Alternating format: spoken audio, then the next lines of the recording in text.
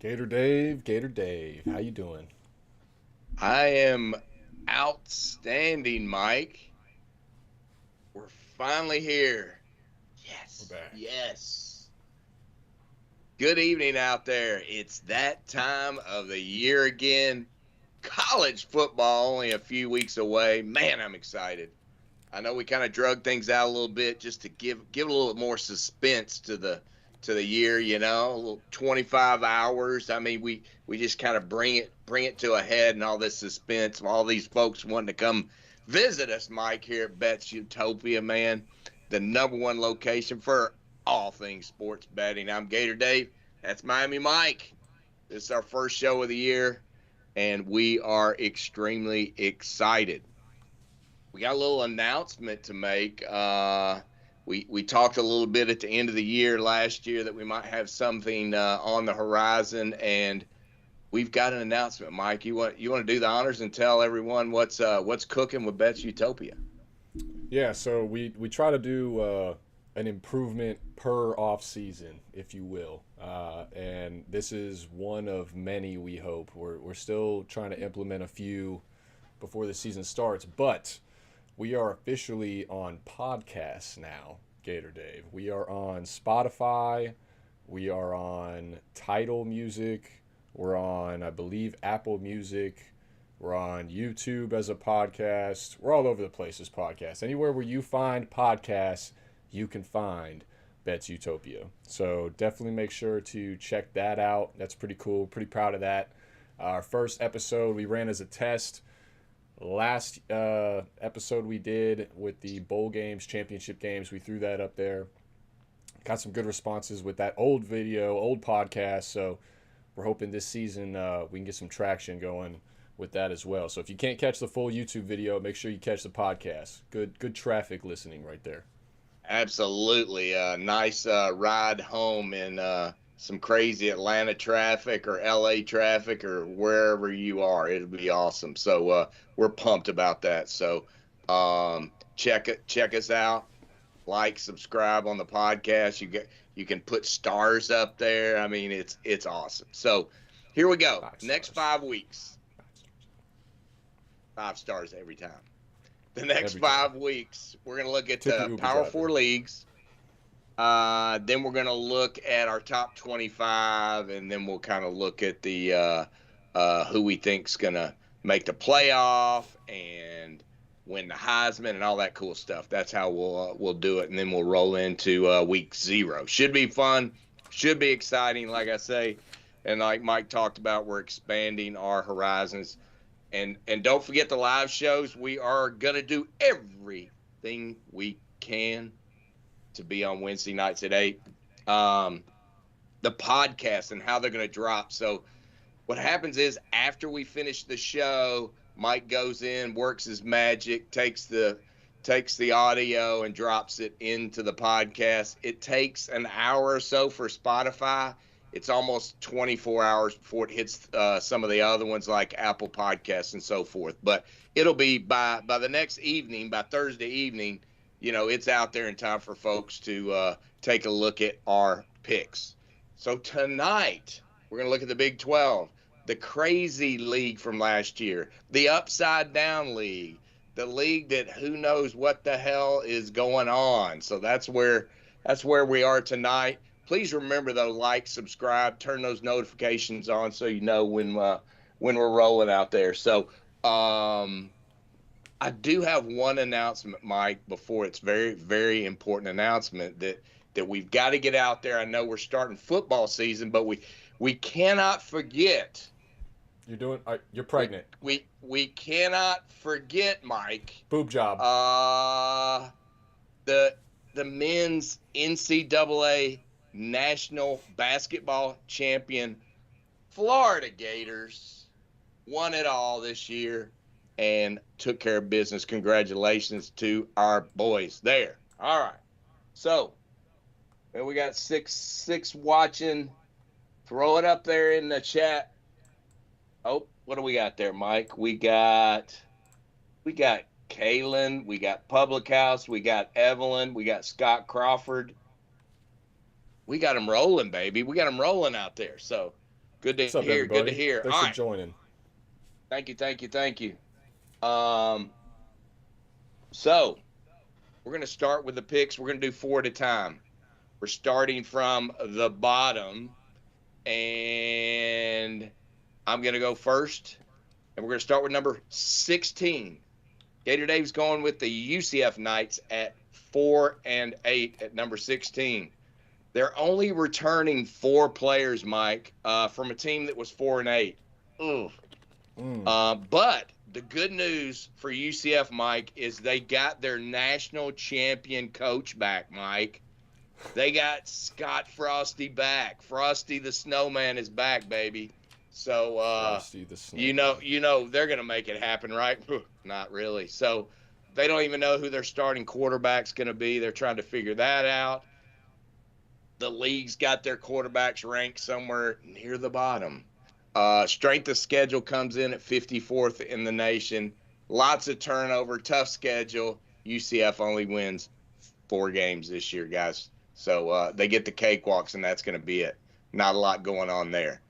All right. I have number 15. Much to my chagrin, my friend Brian Eddings out there is the big Oklahoma State Cowboy fan. I got them coming in at number 15. But they'll win 5 games. So I've got them going 5-7. Mike, they're only returning four starters from a team that went 3-9. Not good. They got a quarterback situation like UCF. They're trying to decide between a couple of guys. They got a TCU transfer. They got a redshirt freshman. But their quarterback room is ranked number 16 out of 16. Not too good. Strength of schedule 31st. They have 65 new players on this team, Mike. If you count the recruits and all the desperation folks that came in from other teams. Now, here's their secret weapon, Mike. They overhauled their coaching staff. Okay? They got a new OC, and they've got the secret weapon at defensive coordinator, Mike. They've got Todd, I don't know what's going on, Grantham, that was the defensive coordinator at Florida, defensive coordinator at Georgia. They gave up 35 points a game last year, so I guess they think Todd's going to make it happen. I say too many questions, but the Cowboys improved to 5 wins, over those 3 this year. But I think Mike Gundy is going to call it quits after this year along with Saban and some of the others. I think he's going to have enough and call it quits and retire. Number 14, West Virginia Mountaineers, coming in at 5-7. They are returning a big 3 starters from a team that went 6-6 last year. And their prodigal son returns as well. Daddy is back. Rich Rodriguez is back with the West Virginia Mountaineers, so they're pumped up about it. They're also looking at 2 quarterbacks. They got Henderson from Texas A&M and a kid coming up through the ranks. They're looking at like 15 out of 16th in their quarterback room. Not too good. Strength of schedule's 22nd, thus only winning 5 games. Rich Rod's not going to take him anywhere this year. Give me the Mountaineers coming in there at number 14. Number 13, I have the Cincinnati Bearcats at 5-7. They are returning 10 from their team that went 5-7 last year. They do have a decent quarterback in Brendan Sorsby. He's okay. They're ranking him 12th out of 16th in the conference. Straight the schedule for Cincinnati, 46th. They've had to totally revamp the wide receiver room. No one really back in terms of the major receivers, so that's going to be a problem for Mr. Sorsby. They do have one of the best D tackles in the nation in Dante Corleone.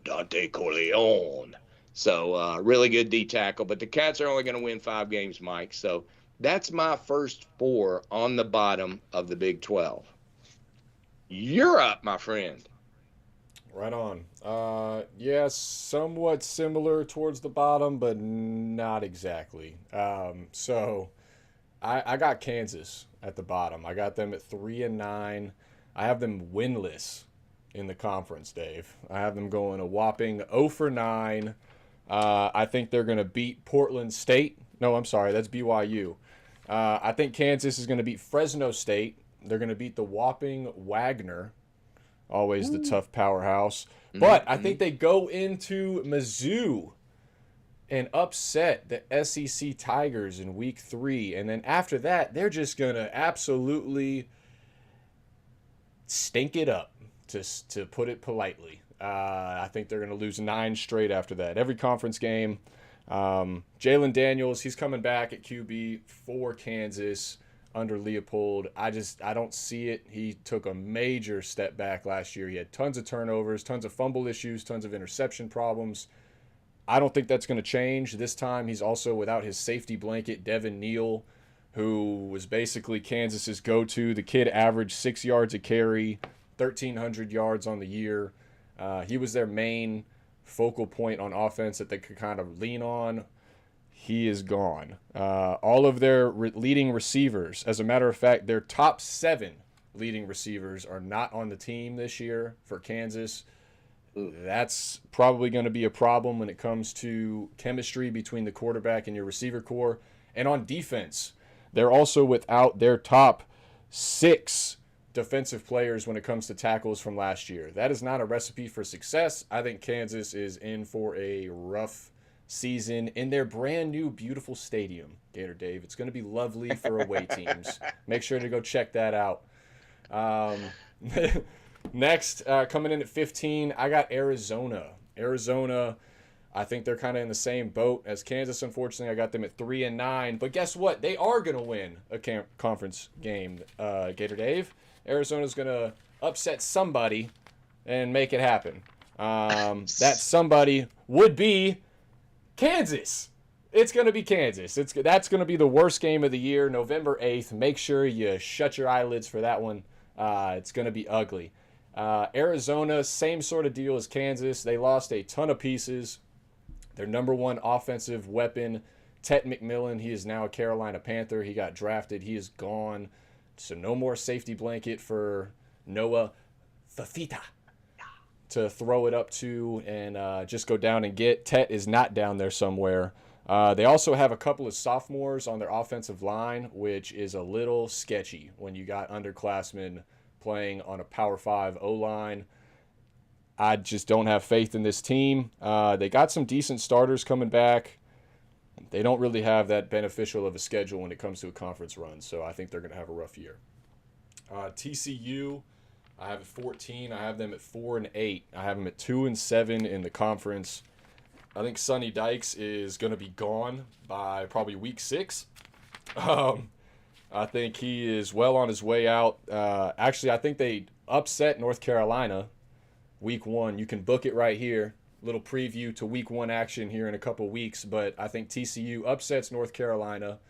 They shut down that Bill Belichick hype train week 1. And then after that, they're going to beat Abilene Christian. And then it gets real ugly for TCU after that. They're going to lose to SMU, Sonny Dykes' former team. They got Arizona State following that. Colorado, Kansas State, Baylor. It's not a good stretch. So I think TCU is going to be in trouble. Again, same sort of trend as Kansas and Arizona on my end. You know, these key players that have gotten drafted, they are no longer with the team. The guy for TCU, a couple of them actually, you got 2. Savion Williams, their running back, he is no longer there. He was dynamic in special teams. He was dynamic as a running back. And then you got the wide receiver, Jack Beck, had over 1,000 yards receiving last year. He's no longer there. So the number one guy that Josh Hoover was throwing to last year, again, safety blanket, gone. So TCU, I think, is going to have a rough go of it. They got a redshirt freshman starting at left tackle. Interesting. Next one I got is BYU to round out my bottom 4. I got them at 4-8 as well. I think they would have been higher. They probably would have made a bowl game in my mind had, Jake Retzlaff, the QB, he got suspended and ultimately kicked off the team, and now he's suing BYU because of issues that we're not going to mention on this YouTube channel, Dave. Go Google it. How about that? Um, Jake Retzlaff, Retzlaff. Google's your friend, folks. He's no longer with BYU. He is a good quarterback. He was supposed to be a top 3 round draft pick going into next year and potentially leading BYU to a 10-win season. They have a pretty favorable schedule, honestly, but they lost a lot of pieces. I don't know what they're going to do at quarterback. It's a little sketchy. They don't really have anybody else that's just going to step in and kind of take over, in my mind. It's a tough place to play at home. I think they're going to sneak away with some wins, but I just don't think they're going to get it done. They're due for a major fall off after last year, especially with losing Retzlaff. So I got BYU rounding out at 4-8, 2-7 in the conference. Dave, back to you. All right. Round 2. Here we go. So we'll start with that team you just talked about, Mike. I've got them at number 8. I've got them coming in at 6-6, mainly because they are returning 10 starters from last year from a team that went 10-2, but they're toasted quarterback with Retzlaff not playing. They're looking at 3 different quarterbacks. They got Hillstead, who's a transfer from Utah State, Bogart, who is a transfer from Eastern Michigan, and a guy named Bear Bachmeyer, who's coming up from the ranks. Strength of schedule, 52nd. A lot of depth on. They do have some depth on the lines of scrimmage, which I think is going to help them, and they got decent DBs. So I'm going to give them 6 wins. Mike, coming in at number 8. Number 7, I have the Iowa State Cyclones coming in at 7-5. They're returning 14, which is pretty damn good from a team that went 10-2 last year. Rocco Beck is returning. He's a junior. They've got him ranked 3rd out of 16 in the league. Very productive. Over his couple of years already, he's thrown for 6,600 yards. But he comes in as a junior. So that is one thing that's going to be saving grace for that particular team. Strength of schedule, 29th, which is a little harder than the average in the Big 12. They do play in week 0. The best game in week 0 in Dublin, Ireland, is going to be Iowa State and K-State. Should be a good game. I'm projecting K-State to win this one and Iowa State to get a rough start, but it should be a good game. They do have a lot of veterans on the O-line, which is always helpful when you've got a good quarterback. And the running back room looks pretty decent. So they did lose a couple of stud wide receivers, so that's going to be hurt them a bit. But I've got them coming in at 7-5 and 7th in the league. Next up, I've got your TCU Horned Frogs, which you think are much worse. Here's what I got on the Horned Frogs, coming in at number 6. They're returning 9 from a team that went 8-4. Josh Hoover returns as the quarterback, and the soothsayers have Hoover ranked number 2 out of 16 in the conference in terms of quarterbacks. Strength of schedule, here's a problem. 6th in the nation. Toughest schedule in the league, without a doubt. That's why I've got them going 7-5. Their running game wasn't good last year. They brought over a kid from UTSA, their best running back, that should give them some running ability. They lost most of their wide receiver production. They've got a good secondary. That's kind of what stands out. And, Sonny Dykes has done a decent job recruiting for the Big 12. 3rd straight year where he's been a top 3 recruiting class for the Big 12. So that's why I've got him coming in at 7 wins. I don't think it's going to be quite as bad as what you've got, Mike, but it's definitely not going to be. They're taking a step back for sure from where they were last year. At number 5, I've got the Baylor Bears coming in at 7-5 as well. I mean, when I look at this league, it's probably has the most parity out of all the leagues of the Big 4, in my opinion, right now. And they do have a lot of returning QBs. When I look at the numbers in terms of the QBs, they've got 1, 2, 3, 4, 5, 6, 7, 8, 9 returners out of 16. and then they've got three guys that transferred in that come in with a decent resume, and we'll talk about that in a minute. So, but this league is they're just gonna kind of beat up each other. I don't think there's a lot that's gonna be at the top, and we'll talk about that when we get there in a minute. But I got the Baylor Bears, number 5, 7-5. They returned 16 from a team that went 3-9. A lot of folks think that they're gonna return to grace a little bit. Their quarterback room is ranked 5th out of the 16. Sawyer Robinson's returning from last year. He threw for over 3,000 yards. Could surprise a lot of folks. Now, their strength of schedule, second behind, TCU. They're 21st in the nation in schedule, in tough schedule. For a league, the league's averaging about 35. 440 yards a game last year. Most of that offense is coming back. They got a couple of wide receivers out of the portal. 1,700 yards between the two starters that are coming back in the backfield. That's going to help them tremendously. And they did in the portal. They grabbed some Power 4 guys. It's hard to really judge, after seeing what Florida State did last year with portal guys. So I'm a little leery about, tooting a horn about, a lot of portal folks. But, I think they're going to improve a little bit and go to 7-5 and be relatively competitive in this league. Mike, what you got? All right. So coming in at 12 for me, it's going to be Colorado at 5-7. They're just losing too many pieces. I want to get behind Dion, but you're losing the Heisman Trophy winner. You're losing a arguably top 3, top 5 quarterback last year in the country. They lost 3 wide receivers on offense to the draft, 8 starters on defense, including that Heisman Trophy winner, Travis Hunter. It's just too much. I got them at 5-7. They might be able to sneak out a bowl game, but don't look for them to do anything too crazy this year, unfortunately, for Colorado. Next one, I got UCF at 5-7 as well, 3-6 in the conference.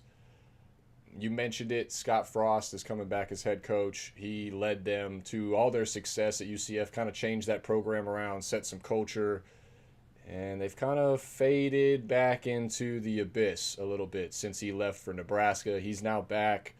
It'll be interesting to see how quick he can get this team turned around. You mentioned the quarterback controversy, a little bit of a challenge going on there. I like my guy, Jakari Brown, transfer from Miami, to win the starting job here, Gator Dave. He's a dual threat. I think that's right up Scott Frost's alley and what he's trying to do. So I think he really could have some success in that offense. Not too much, not this year. I think they're 5-7. They miss a bowl game. Next, I got Oklahoma State. You talked about it. Mike Gundy, he had 3 wins last year. Hasn't had a losing season at Oklahoma State in a long time. I'm talking over 10 years minimum. It's his 21st season coaching at Oklahoma State. So I feel like he's on the hot seat almost every year, and then somehow he pulls out, a couple of wins and manages to stay in the good graces of his fan base and his boosters. But last year is not something that Oklahoma State fans are used to. 3 wins is very, it's Florida State like, Gator Day. It's just not up to par. So the good news for Mike Gundy, he's got a potential quarterback coming in, Zane Flores. He didn't play at all last year. He had a leg injury, but he's supposed to be good. To me, that's a little bit of a wild card. They got some key guys coming back on defense for him. I think they find a way to get bowl eligible. I don't expect too much from them, especially after last year. We were both super high on them going into last year, and they fell flat on their face. So I do not trust this Cowboy team, and I'm not falling for it again. You're going to a bowl if you're lucky there, Mike Gundy. West Virginia is going to follow it up. They're my last 4 here for this next wave. I got them at 7-5. I think Rich Rod is going to – there's going to be a little energy. It's going to be a little momentum at the very beginning of the season there with old Rich Rod. They're going to play Pittsburgh. They might not beat Pittsburgh, but they're they're gonna get it rolling. They're gonna get it rolling. They're gonna have some upset wins. There's gonna be a couple things that go on in the season, like the end of the season, that's gonna be kind of ugly for them. They kind of end up running into a little bit of a juggernaut. They finish with Houston, Colorado, Arizona State, and Texas Tech. So I have them losing 3 out of those last 4 to get them to 7-5. But they're going to be looking good at the beginning of the year. There's going to be some people that are going to be shocked at the beginning, but I think they kind of taper off. Look for Nico Macchio, the quarterback for West Virginia. Gabagool, he can sling that thing. Gabagool. They're gonna be competitive in probably every game that they play this year. It's just a matter of if they can pull it out when it matters most, and that's gonna come down to old coaching from Rich Rod. Which, hold your breath. Hold your breath. Daddy. Goodness. All right, Goodness, shout out to my stuff. beautiful. Shout out to the beautiful wife, Nirvana, on giving us the Go Dogs there. Go Dogs. But that's all we'll call that. We're going to go Gators after that. So I'm going to go back because we kind of went out of order a little bit. But I'm going to go at number 12. I've got the Houston Cougars at 5-7. They returned only 6 from a team that went 4-8 last year. They did bring over Connor Wegman, the Texas A&M reject that was benched about halfway through last year. Their quarterback room ranked 13 out of 16 in the Big 12. Yes. I was just, for no reason. That dude is, wait for it. He's going to prove some people wrong this year. That's all I'm going to say about Connor Wegman. That's good enough. Well, that quarterback we'll talk about it next week, but the quarterback for Texas A&M is better than Wegman. But strength of schedule, 58th. Overhauled both sides of the ball. New O coordinator. And picked up we got another Florida reject rolling into the Big 12. Austin Armstrong, who we ran off from Florida last year, is the defensive coordinator at Houston. Second year with our boy Willie Fritz. He's going to need to start making some noise out there, but I don't think it's going to happen. I got him at 5-7 and number 12. So obviously Mike's going to rank them higher here in a minute. Number 11, I got the Arizona Wildcats at 5-7, returning 12 from a team that went 4-8 last year. Noah Fafita, I got a feeling he's going to I think he's going to go back, take a step back to his freshman year and do a little bit better. Not enough to really win more than 5 games, but they've got him ranked 11 out of 16 in the Big 12. Strength of schedule a little tougher at 25th in the nation. And as Mike talked about, O-line is garbage. They signed 11 O linemen. So Fafita is going to be running for his life. So I got 5 wins for Arizona Wildcats. Those feet are going to be moving. Mike, I got number 10. I got the Kansas Jayhawks. I think they're going to do a little better than you anticipated. They are only returning 6 from a team last year that went 5-7. And that's kind of the key why I've only got them winning 6 games. Jalen Daniels, they've got him ranked 9th, but I don't even know if he can stay healthy for the year. And he was up and down like a roller coaster last year. And the big piece, Devin Neal, bye-bye, he's gone. So that's going to be a problem. They lost their OC. I'm not buying Kansas this year at all. They might get to 7 games maybe, but I think it's going to be 6-6. Strength of schedule at 37th. I think they'll make a bowl game. Moving to Colorado, I feel a little better about Colorado than you do, Mike, because, they're returning 8 starters from a team that went 9-3 last year. Obviously lost the Sanders brothers. They lost Travis Hunter. They lost many of the wide receivers they had, but they got Caden Salter coming in, who's respectable quarterback from Liberty.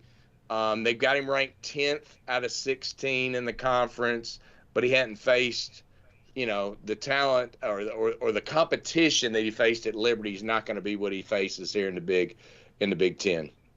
Strength of schedule is going to be the issue, 19th, which is tougher than the average for sure in the league. So that's not going to bode well for Dion. Defense showed improvement last year by 10 points. They got a D tackle from Alabama that should give them a little bit of a boost, and they got several other players from the portal. You know, they're not going to be 9-3 like they were last year, but I'm going to give them 6-6, slightly better than what Mike had them. So that's what I've got, Mike. You're up. All right. So coming in at 7-5, I have Cincinnati. You mentioned Brendan Sorsby. What did you say he was ranked in the Big 12 QB Um, rankings? Sorsby, that was Cincinnati, blah, blah, blah. They have him they have 12 out of 16. That's a joke. That's terrible. Whoever made that list, you're awful. All right. 2,800 yards, 18 touchdowns, 7 interceptions, 64% completion percentage. 12 out of 16. Where'd they have Jalen Daniels? It's ridiculous. It's ridiculous. I'm coming for you, journalists, so called. He's got no receivers, my friend. Well, I don't care about none of that. He Somebody's makes got to his own catch the ball, receivers, all right? Miguel. Anyway, Cincinnati's got 7 offensive starters coming in, 8 returning on defense. I got them at 7-5. I think they're going to pull out a couple of wins at home when it's a little bit colder later in the season. Some of these teams from the West, needless to say, Midwest, Southwest, they are going to have some issues with that Ohio weather when it comes to November and a little bit in October. For example, they got Baylor at home in October, end of October. They got Arizona at home in November. So those are 2 that I'll probably look at to get. October 11th, they play UCF at home. There's another one, warm team going to a cold environment. So I think Cincinnati finds a way to get a few. I don't think they're going to make too much noise this year. You mentioned it. They lost a lot of weapons. But Brendan Sorsby's a dog. When you have a leader at quarterback, you find a way to win a couple of games that maybe you shouldn't. So I think that's how they roll with this one. Houston, I got next. They're at 8-4. I got them at 5-4 in the conference. I think Willie Fritz does make a next step. I like him a lot as a head coach. Everywhere he goes, he's had success. Old Georgia Southern guy, old Tulane guy. I think he's going to have success again here at Houston. But he, like you mentioned, he's got to get something rolling sooner than later, or otherwise he's going to run out of time. I like their defense that they're coming back with Houston. They got some pieces. They got some good guys that transferred in. The problem with Houston this year is going to be their schedule. They have a bit of a gauntlet, and the main gauntlet portion is on the road. They play at Oregon State. They play at Oklahoma State. They play at Arizona State, at UCF, at Baylor, just to mention a couple of them. That's tough. Then they also get, Colorado and Texas Tech at home.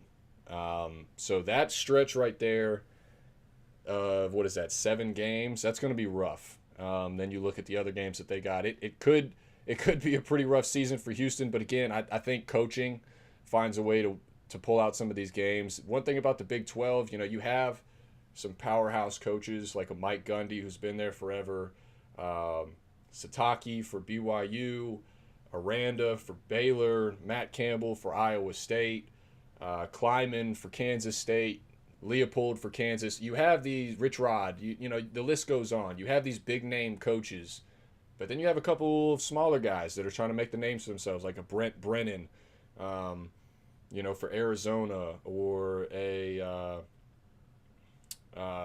Scott Frost is trying to redeem himself down in UCF. So I just think some of these matchups, as much as it's X's and O's and it's players, it's also mind games and it's mental. So some of these games I'm looking at with the side of coaching, and Willie Fritz is one of the best out there when it comes to game plans, preparing, off buys.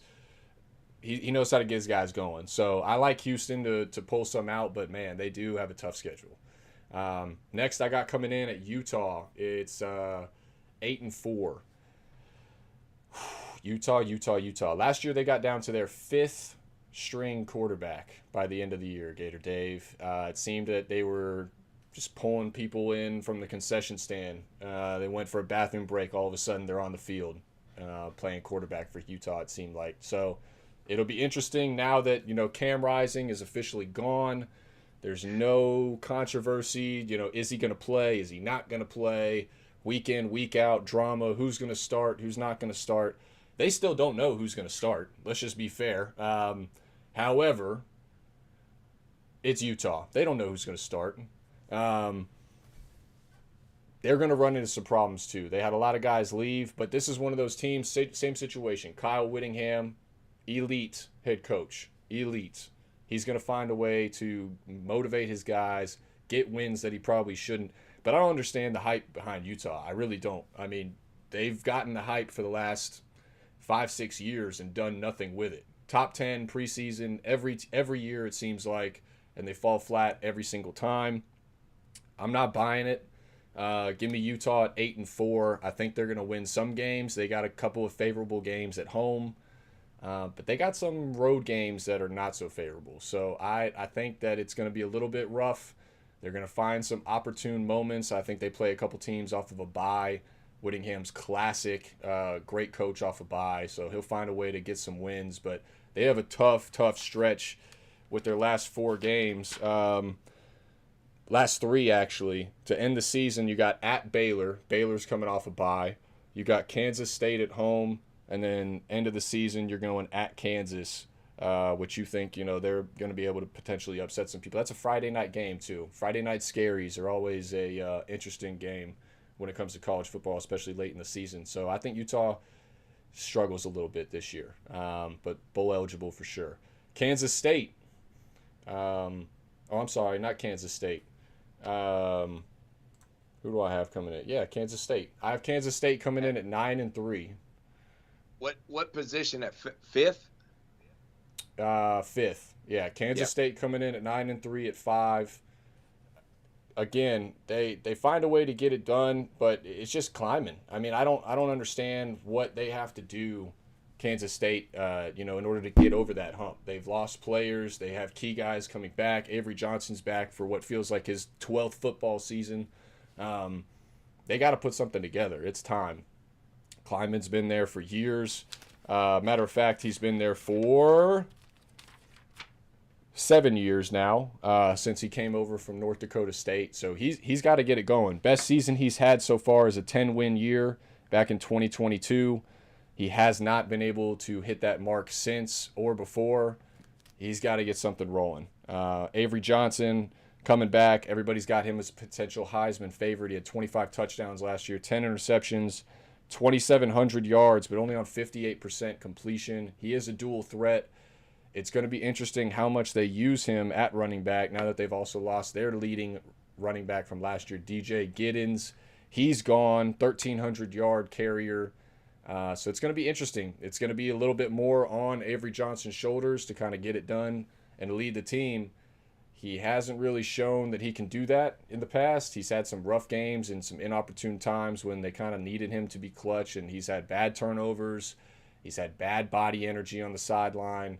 So it'll be interesting to see if he can take that next step in maturity and kind of get Kansas State over the hump, maybe to another 10-win year. But I have them at 9-3. I just don't think they're going to get it done. I have them at 6-3 in the conference, losing to Baylor, Texas Tech, and upset at Oklahoma State later on in the year. I think they catch up slipping off a bye. Gator Dave, Final Four. Final Four. You see, we got another member of the chat jumped in there. So your buddy Navosky. Navosky. So all right, here's what I got. My Final Four here. I am going at number 4. I got the Texas Tech Red Raiders coming in at 8-4.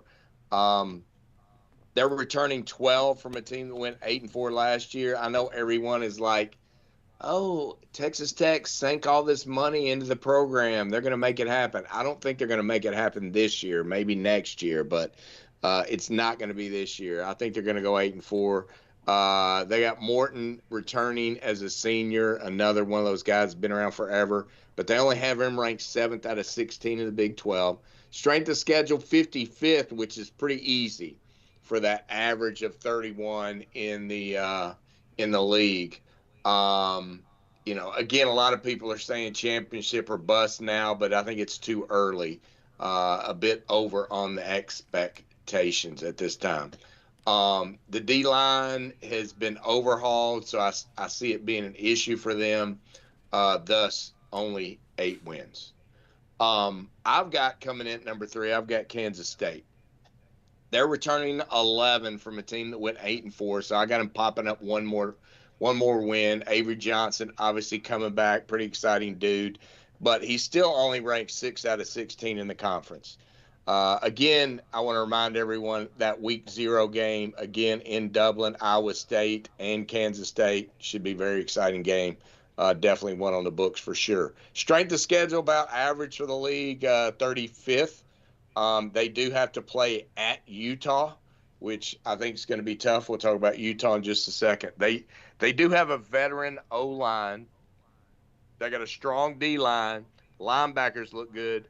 DBs are going to be their Achilles heel, in my opinion, at this point for this year. Obviously, they've got a decent coach in Kleiman.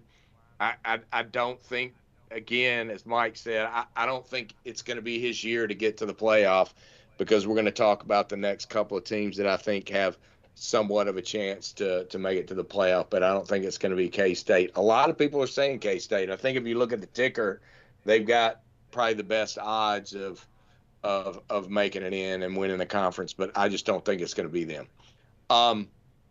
At number 2, I've got Utah Utes, Mike, coming in at 9-3, and this is why.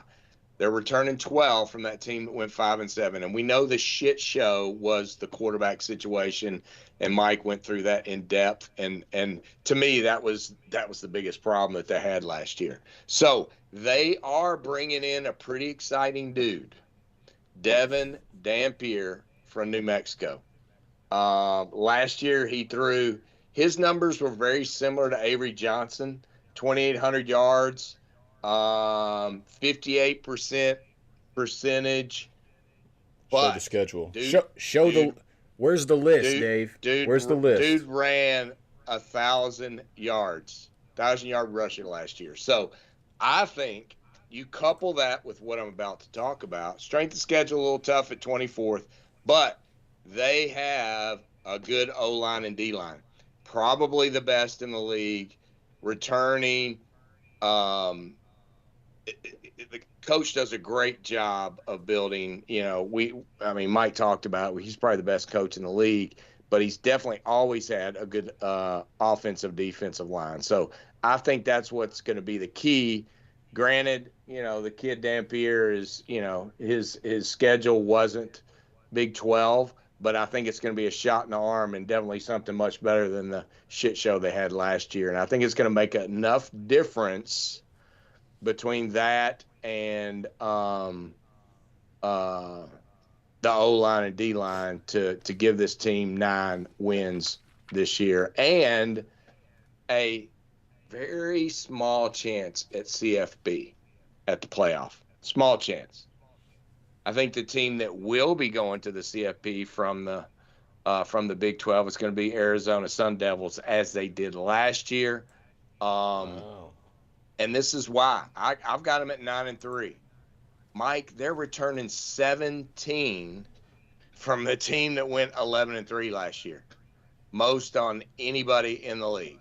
Okay, the quarterback Sam Levitt, sophomore, returning, granted redshirt sophomore, but they're saying he's going to be number 1 out of the 16 quarterbacks in the league. Last year, at the beginning of the year, they had him ranked 15th, and he ended up being the best quarterback and taking that team to the CFP, and very close to beating Texas in the game. He's going to be a first-round draft pick when he comes out, in my opinion. So that's the biggest reason. Strength of schedule, 44th, a little bit easier. They've got Jordan Tyson, wide receiver, probably top 2 or 3 wide receivers in the country. Amazing O-line. Most of the defense is back. They got a running back from Army that had 1,100 yards last year. Granted, it was Army. Replacing Scatterboo is going to be an issue, but I think that's the only Achilles heel that they have. So give me Arizona Sun Devils winning the Big 12, 9-3, and going to the CFP. What say you, Mike? I say Arizona State finishes 4th in the league. Gator Dave, I have them at 9-3 as well. Just not good enough to get him to the Big 12 championship game. I have him at 9-3. Sam Leavitt, you mentioned him, quarterback coming back. All the returning starters that they had from last year's team. I think it's just a letdown. I just don't see how this Arizona State, they sort of rode momentum. You know, they built momentum weekly by the schedule that they had last year. They had tons of close wins against really bad teams. Texas State, they won by 3. Kansas, they won by 4. UCF, they won by 4. BYU, they won by 5. I just don't see how this team excels and goes up from 11 wins last year. They exceeded expectations by a mile, and you mentioned it. They lost their number one playmaker, heart and soul of the team. Scatterboo, he's gone. Now what? You're going to rely on a transfer that comes in and put your whole team on his back? Maybe. I just don't know. You mentioned the offensive line. Great offensive line. Probably top 5 unit in the league, in the nation. 5 seniors across the board.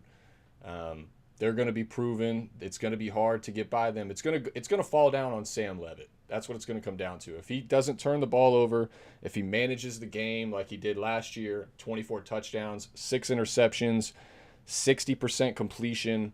If he continues to do that, if he stays healthy, Arizona State will compete. They're a playoff contender. They're a Big 12 champion contender.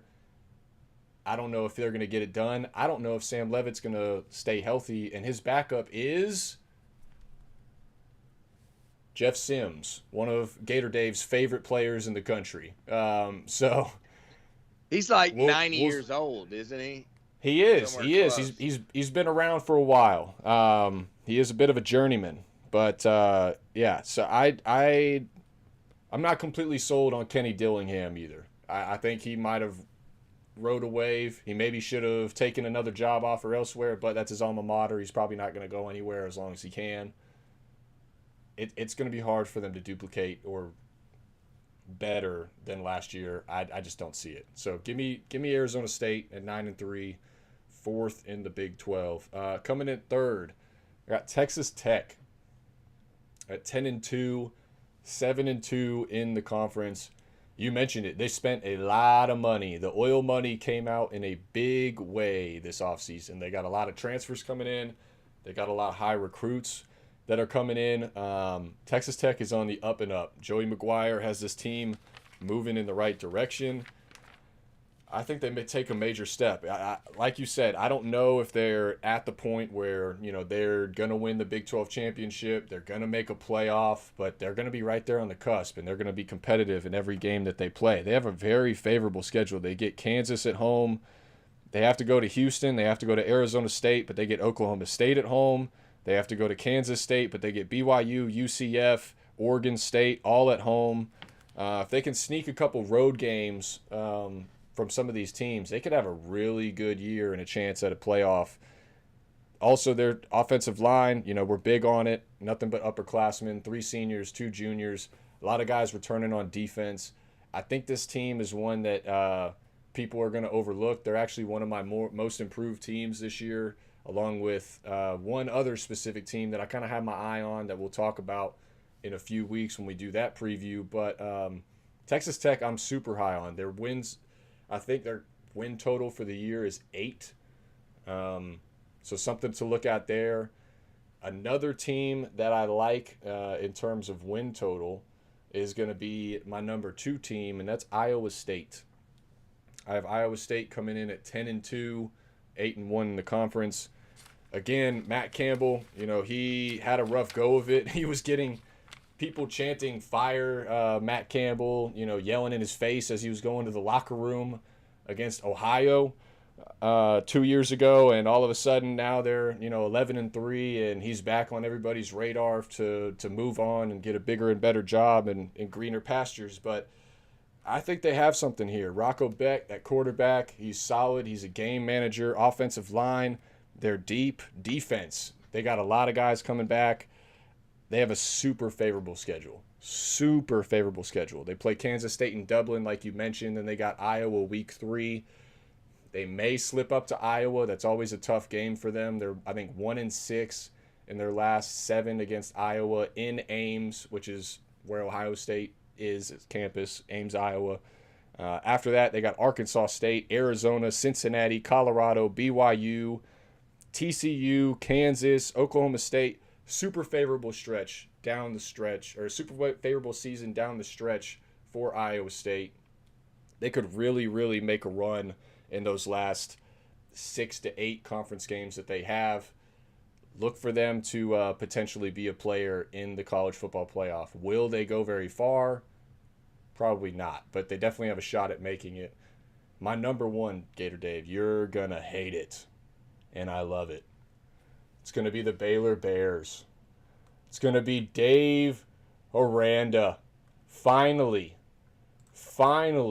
getting those ghosts out of his closet, Gator Dave. He's got a quarterback, Sawyer Robertson, coming back, probably the best in the Big 12. He's got a defense coming back, 10 starters returning on offense, 8 on defense.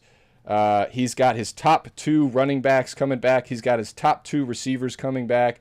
He has his top 4 out of 6 defensive players coming back off a season of 8-5, which is his best year since his second year at Baylor back in 2021, where he won 12 games. I think they ride that momentum again. A situation with a favorable schedule. If they can get past Auburn in week 1, they play Auburn at home on Friday night, August 29th. If they win that game, they got at SMU that next week. I actually have them losing that game. But then they play Samford at home. They play Arizona State at home. They play Kansas State at home. They play Utah at home. They play Houston at home. Super favorable schedule for Baylor. And if they win those first couple games, I'm telling you, they're going to go on a roll.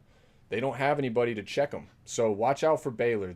Their win total is, I want to say 7. Or it's either 6 or 7. It's super low. I think it's even plus money, like plus 105 to get over 7. So that's something as a side note I'm considering looking at.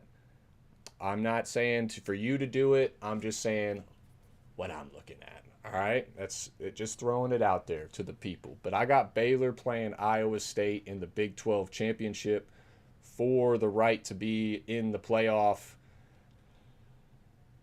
I think Iowa State will probably find a way to get it done in that one. But do not count out Baylor and this quarterback this year. I'm telling you. Look for 35-plus touchdowns this year for him. Probably on the Heisman watch, over 3,500 yards. I mean, he's going to sling it all over the field. So watch out for Baylor. Yeah, Baylor's 7.5, Mike. There you go. 7.5. But it's funny how even our win totals were very similar.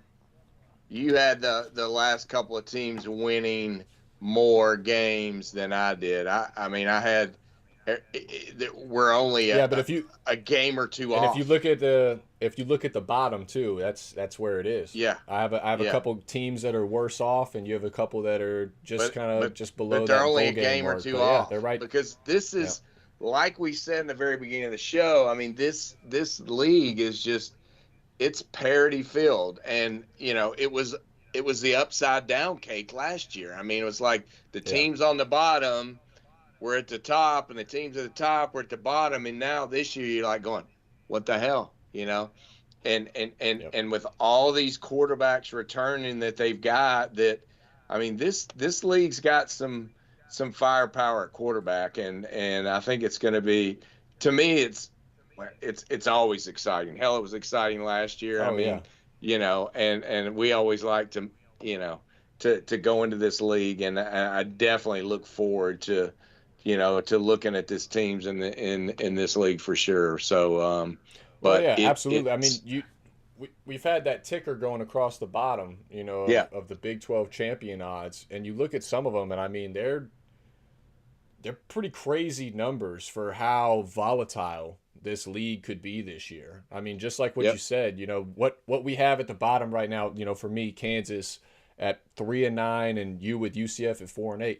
Those teams could easily be 9-win, 10-win teams with just a few things going their way, yep, weather, referees, injuries, coaching. It all with the Big 12, you kind of have all those factors because you get West Coast games, you get Central United States games, you get Southwest games, you get all these, you get Southeast games with UCF. I mean, you get hmm all these different territories, these different time zones, these different geographical locations. It kind of is a brew storm for just upsets to happen. They have a lot of games yep, that are played on Friday night. They have a lot of quick turnaround games and travel time, going from UCF to Arizona and back. That's not Cincinnati to Arizona.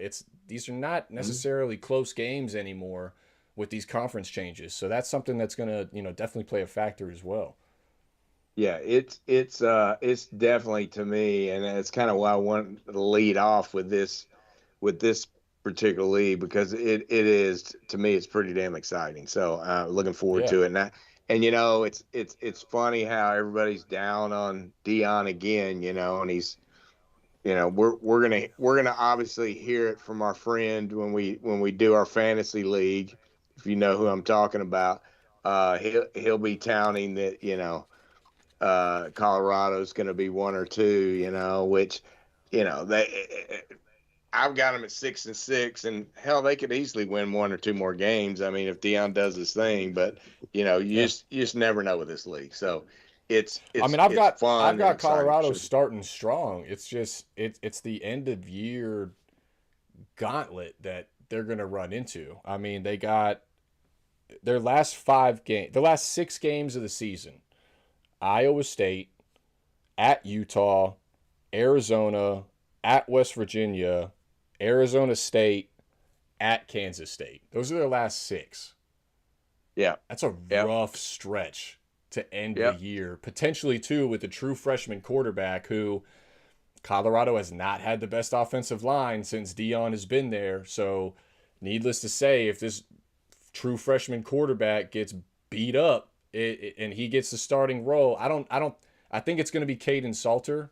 I think to Dion's going to end up start, going with the experience and yeah, making that to move and start, letting him sit yes, back and learn. But I wouldn't be yeah, surprised if Caden Salter doesn't lose that job by week 4 to because you Julian got Lewis, Julian yeah, Lewis who's right yep, behind him. And if he's not getting playing time and Colorado is yeah, struggling, yeah, I guarantee you Julian Lewis is going to be thinking transfer portal, and he's probably going to let Dion know it.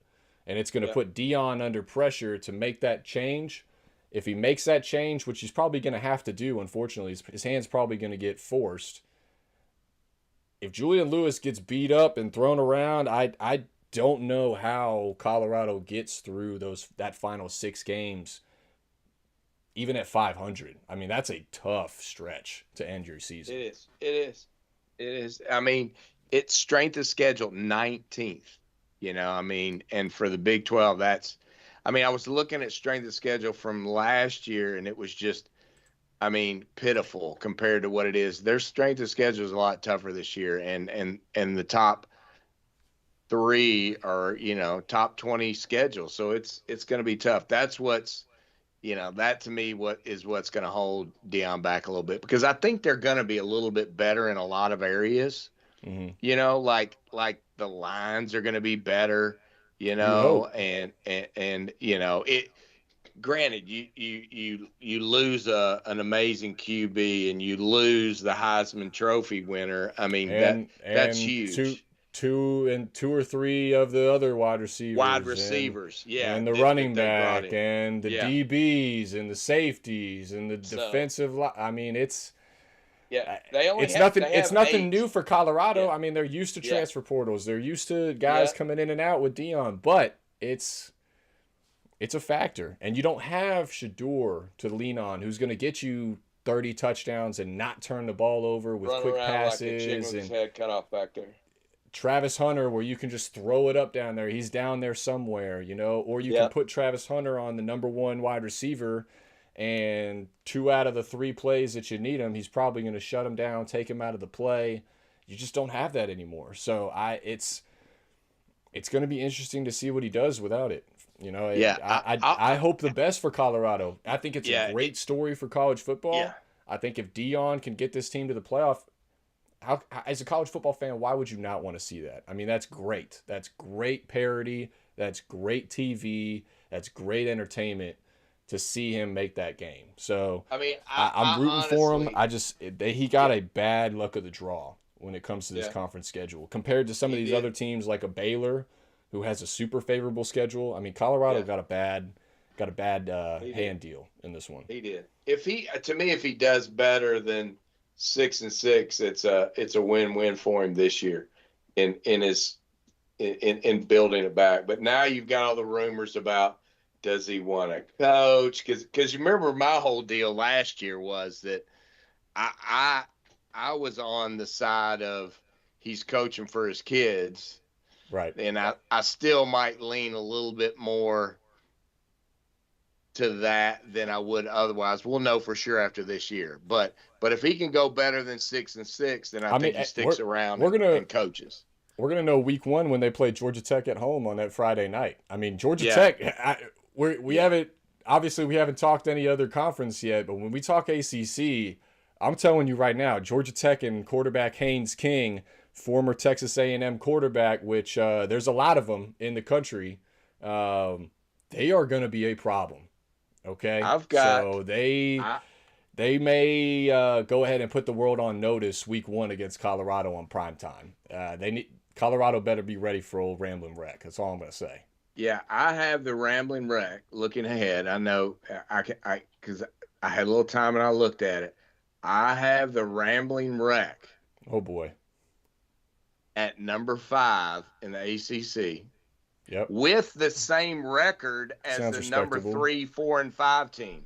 I have them at 8-4, Hmm. the same as Louisville and SMU. I Just to mean, give you an again, idea, we'll because talk ACC in 2 weeks. We got SEC next week, and then we're gonna 7:30, talk ACC the following. But July 30th is I ACC. mean, yeah, they got a favorable schedule. They miss Miami. I don't think they have to play Clemson either. Or no, they get Nope. Clemson at home. I think they get Clemson at home. It's like week 2 or week 3. Georgia Tech will get Clemson at home, and then that's kind of their major game, other than Georgia at the very end of the year. If they have those two teams that are really kind of a problem for Tech, other than that, I mean, they could easily It's be a kind of 10-win cool. team and be in the ACC championship game and really do something. Haynes King, I'm telling you, that's a quarterback. That's a leader. He has a lot of Joe Burrow in him from what I've seen. He's going to be a good quarterback on Sunday. Whoever drafts him next year, I'm telling you right now, you can book this. Put it, capture it, put it everywhere. Blast it. I'm calling it right now. Haynes King will be an NFL quarterback and a damn good one. Wait All for right, it. we'll book that. We'll book it. So you can see how excited Mike and I are right now about moving on and going to the next rounds, because we've already got ideas and things cooking, and man, we definitely, we've been our hour. Oh, there he is. Look who showed up in the chat. Right on Dude, it's cue. Right like on cue. right on cue, right after we talked about Colorado.